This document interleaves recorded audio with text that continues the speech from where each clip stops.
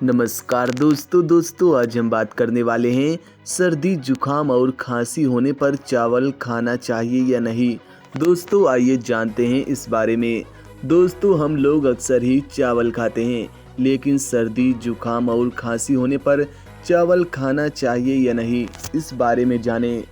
दोस्तों कई लोगों को रोटी की तुलना में चावल खाना अधिक पसंद होता है, लेकिन जिन लोगों को बार बार सर्दी जुकाम होता है उन्हें अक्सर चावल ना खाने की सलाह दी जाती है।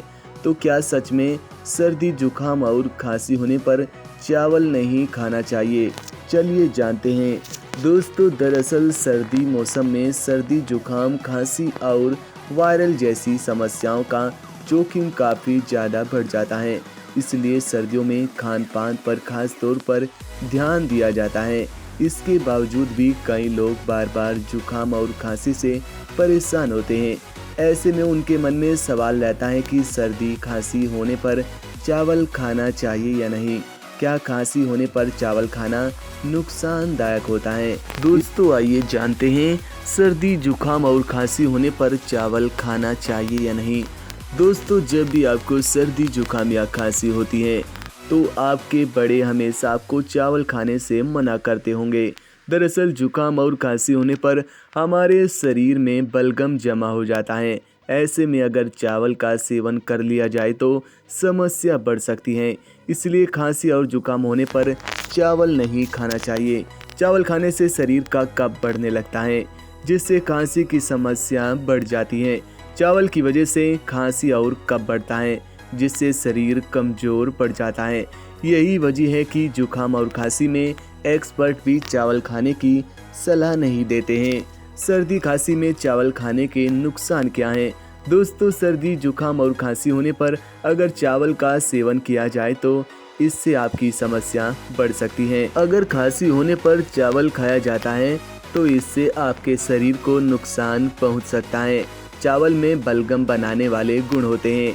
अगर खांसी में चावल का सेवन किया जाएगा तो शरीर में बलगम बढ़ने लगता है। सर्दी और खांसी होने पर चावल खाने से शरीर का तापमान ठंडा हो जाता है।